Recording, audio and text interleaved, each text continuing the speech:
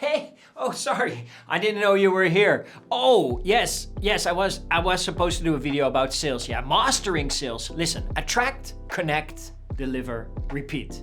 That's all you need to know in mastering sales. Do you want to master sales? You just need to know these 4 stages. ACDR. Attract, connect, deliver, repeat. Attract is all about how you attract your clients. Connect, obviously, how you connect with your clients. D is all about how you deliver, present to your clients. And R is how you make that into a repetitive business so that it keeps going and going. And as a snowball effect, it just gets bigger, bigger, and bigger.